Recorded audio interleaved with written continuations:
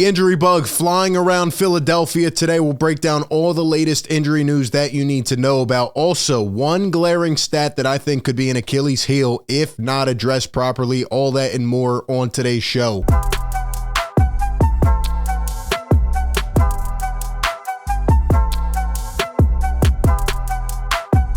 What is going on, everyone? RB here. Welcome into A to Z Philly, your number one home for Eagles coverage. Drop a like on this video and subscribe to A to Z Philly on YouTube so you don't miss any of the upcoming content. Today, we are back, and it has been a busy day in Philadelphia. Not a preferable one, as there is a lot of news to get to, and unfortunately, we must start with the injury bug. It has hit wildly today. Here was the first piece of news that came out early this morning from Ian Rappaport. He says Eagles Pro Bowl offensive tackle Lane Johnson suffered an abdominal injury that will knock him out the rest of the regular season for the final two games, and it is to be determined after that. Now, it came out a little while later that Lane Johnson suffered a torn tendon in his abdominal area, and like Ian says here, it is questionable that he will be able to come back. If we're being completely honest, the Eagles need Lane Johnson. He is solid. He is a rock. He hasn't given up a sack in almost 2 years, and he's one of the most consistent, if not the best, offensive linemen in the NFL. The Eagles need their guy back, and now the Eagles fans just have to hope and pray that he's ready to go, because this is unfortunate. I know he's been battling through stuff, and he's played through a lot of injuries before. I think other than the reconstruction ankle injury that occurred last year, other than that, I think that Lane Johnson has, essentially been playing through a lot of stuff in his career, but this one's tough. The Eagles need to rest him. They need to get additional rest time, and hopefully he will be able to come back. This is the most glaring one for me. And as you see here, Jeff McClain reports that when Lane Johnson plays, the Eagles are 72-44-1. And when they have missed him, the Eagles are 12-20. So he actually has missed a good amount of time, I guess, with a couple of the major injuries. He has played through little things before, as a lot of players do. But overall, the Eagles definitely need him back. He is one of the most important pieces on that line and on this team. Now, the next thing that came out this morning, the Eagles saying, per Ian Rappaport, that Avonte Maddox suffered a significant toe injury. He had his MRI this morning to confirm the news that he is now out indefinitely. So Avonte Maddox has gone down multiple times this year. We were wondering what happened. He was celebrating the other day after the interception, and then boom, here we are. And Avonte Maddox is out. It seems to be that he will miss the rest of the regular season and the playoffs, which is a huge blow for the Eagles.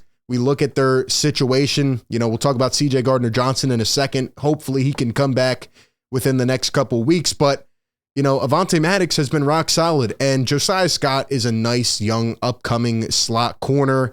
He's done a decent job, but there have been plays where he has been ultimately exposed. He is not ready for that. And compared to Avonte Maddox, it's just night and day. So the Eagles are going to have to move some pieces around. They're very versatile, especially on the defensive side. Nick Sirianni talked to the media today about how versatile CJ Gardner-Johnson is, moving to safety when he came here, and he did a great job. So you never know, what kind of chess pieces you have to move around, but at least the Eagles have some things to play with here. However, missing Avonte Maddox is going to be crucial to this team, and I do not think Josiah Scott will be able to hold up his end of the bargain. So we'll see what the Eagles decide to do, but another major blow. And Nick Sirianni talked to the media about CJ Gardner-Johnson, who apparently might not play this weekend, even though he's eligible to come off IR. Let's not forget he had a lacerated kidney, and that is a serious injury. And Nick says they're taking it day by day. He kind of toe-tapped around a lot of the questions, as he should. They don't want to reveal too much of their hand, but, he's still getting tests done. So we don't know about CJ Gardner-Johnson, one of the best corner safeties in the league this year. The Eagles need him to be ready to go for the playoffs. And then lastly, Nick Sirianni updates on Jalen Hurts. He says, we'll see, one day at a time. You know how much he wanted to play last week and how much he did to get his body ready. His body heals different than yours and mine.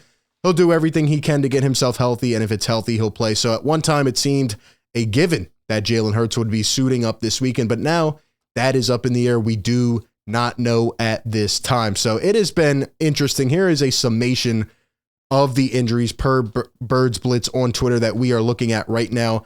Jalen Hurts questionable, Lane Johnson out for the regular season, Avonte Maddox to be determined, and CJ Gardner-Johnson eligible but unclear if he will return this week.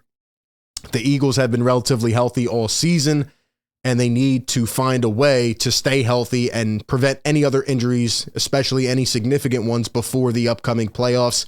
I know people are talking about 2017 and how the Eagles won without a quarterback, without Jason Peters, Darren Sproles, et cetera, but that is a completely different situation. The teams you're going to face are different this year. Everything about that is different this year. The Eagles have done a good job staying healthy and resting their guys. They need to do a good job in the coming weeks. And speaking of the coming weeks, we look at this weekend, and I just want to update real quick on where the Eagles are at and, their opposition as well, the New Orleans Saints. So the Saints are not in an optimal position to make the playoffs. However, they are mathematically still in it. And for the Saints to make the playoffs, they would have to beat the Eagles and the Panthers in the final 2 weeks. The Panthers would have to beat the Bucs this week just to even keep them in it mathematically.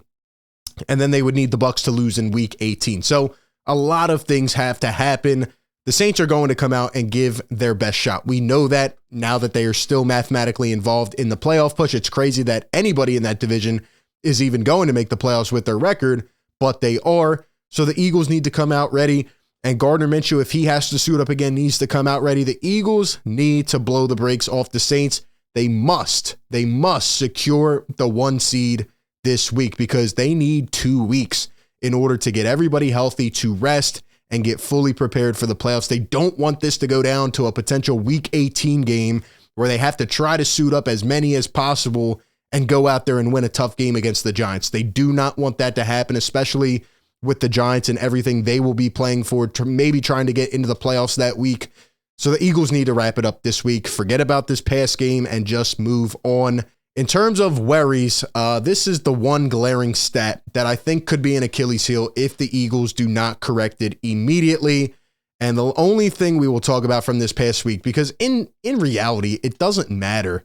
If the Eagles win this week, then this past week means absolutely nothing. And they put up a good battle with Gardner Minshew, and Dallas Cowboy fans are having the time of their lives. They just won their Super Bowl. The Eagles are thinking bigger picture, bigger prize, and they have their eyes set on that prize. And the Eagles need to correct this issue right here. Look at this. Per Ruben Frank on Twitter, the Eagles turnover margin, weeks 1 to 9, a plus 15, best in the NFL.